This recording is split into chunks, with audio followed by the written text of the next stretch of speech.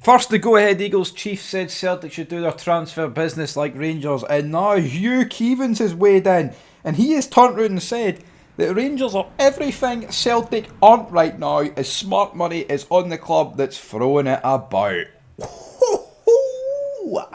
Welcome back to Fog Football. Hope you're enjoying your Saturday afternoon. The football, when will I upload this? The football will probably be underway. We've got the two games at 3 o'clock. And the big one, the main event, the biggest show in town, baby. Woo!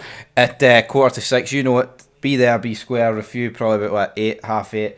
Me and the Jambo Bear will be on that. Should be a dual review. It will be a dual review because honestly, see, as great as it is when your team wins, see when I have to do 2 reviews for a Rangers game, my own, then Fogs, one of them's going to get weighed down by the other one. You know what I mean? I'm great, but it's hard to be great twice. It's like, it gives you like a greater appreciation for like movie stars. Not that I'm a movie star, folks, right? But the fact of the matter is this: something that gets done on its first take and is perfect is going to be better than something that's done on the second take and they might still think it's perfect. That's the way I look at it.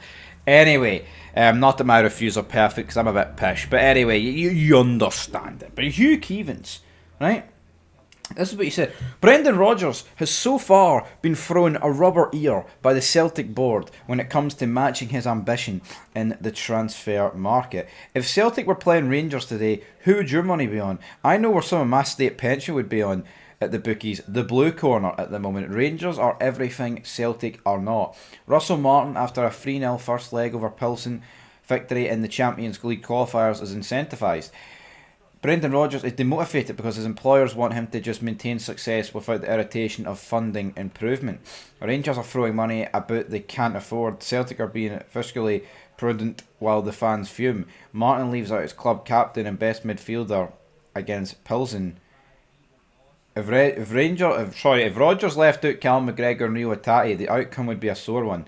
Rangers have signed wideman Oliver Antman and Dejidi Gazima, who terrify the opposition while scoring and creating goals.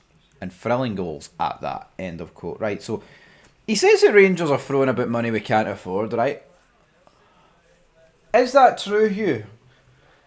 Is that true, son? I think the 49, you have to spend within your means. You have to spend within you can't spend this, financial fair play.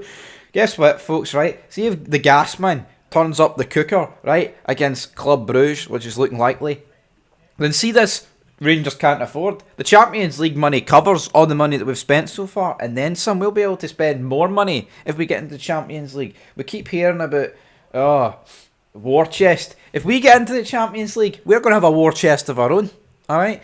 So, make no mistake about it, my friends. It could be all over. As for, you know what, fair play.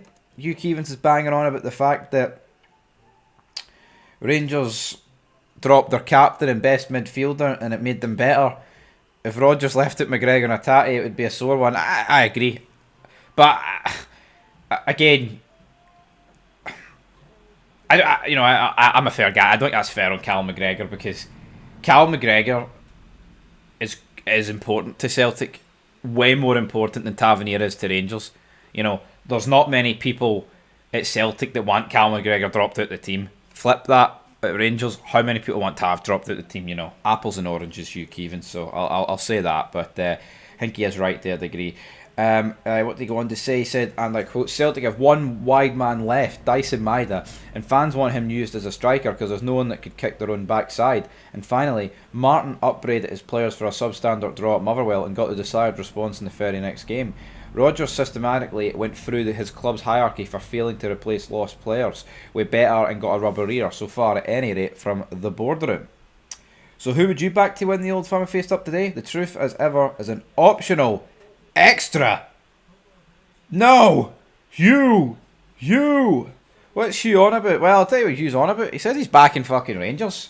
Right?